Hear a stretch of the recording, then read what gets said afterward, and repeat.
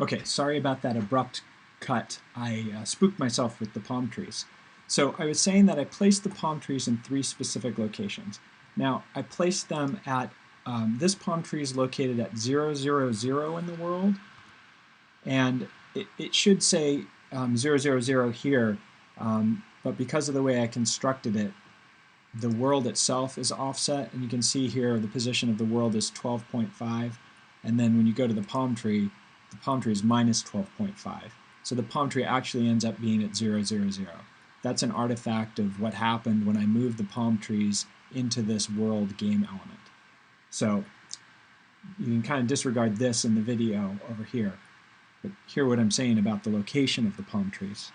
So one palm tree is located at 0, 0, 0, and that's so that I can identify where in the world I am when I start looking at the world through the viewfinder. Another palm tree over here is located at 0 in the x direction and 100 in the z direction. So I use x to represent lines of longitude and z to represent lines of latitude. Okay? And then the last palm tree is located over here. That's located at 100 on the x-axis and 0 on the z-axis. That puts me in a position where I have 3 points that I can use as axes in the world so that I can orient myself when I'm playing a game.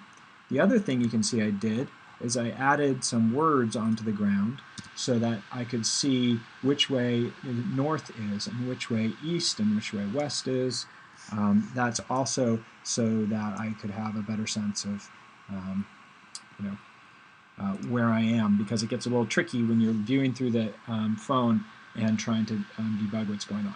So these words are game objects. What I did is I created 3D text and I placed them there, and the 3D text, I rotated it so that it would lay on the ground and made it look nice. I also imported the same font that I used for my client, which I downloaded from a website called Defont, which looks like this. If you want to get a fancy font of some kind, you can go here and download all kinds of random fonts that you might like for your game. Okay, so after I created a world in order to orient myself, then what I needed to do was to add the component to the camera so that as the camera orientation moves with the gyroscope on the phone. So in the camera element in Unity, I added this gyro controller script. This mouse look is just here. This mouse look script doesn't need to be here. This is just here for me to debug. But the gyro controller script is what's important for controlling the camera.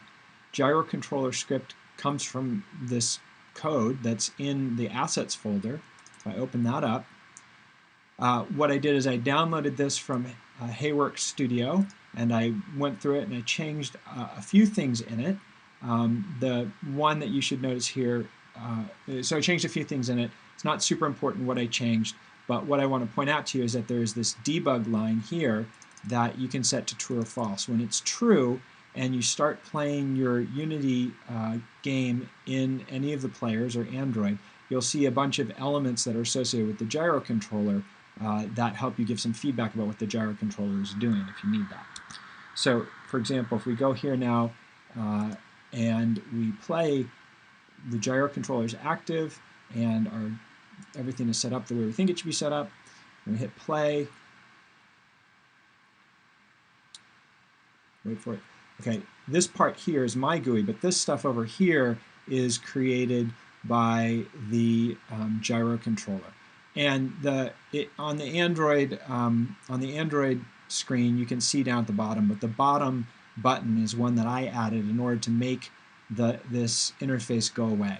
You don't want it to go away immediately, because this button helps to shift the orientation of the camera so that the camera, when you're looking north, the virtual world is aligned so that north is in the same direction as you're looking when the camera is pointed north. So this button here helps to shift the world rotationally so that it's lined up with north when it's on the phone. So that's why it's in debug. Debug is true by default, and you can make it go away once you have your world lined up by hitting the button that's below this, but that's hidden on this screen.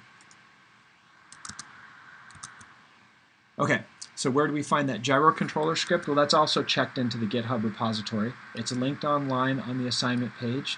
And if we go to the GitHub repository, again, make sure you're in version 1 candidate, 001 candidate. Go into the assets under the Unity TerraTower client, and in the scripts, you'll find the gyro controller script is there. And you can get it in raw format and include it in a script file that you place in your assets folder here. So that meanwhile, back on your normal camera, you can add a component, a script, and you can pick this script as the one to connect.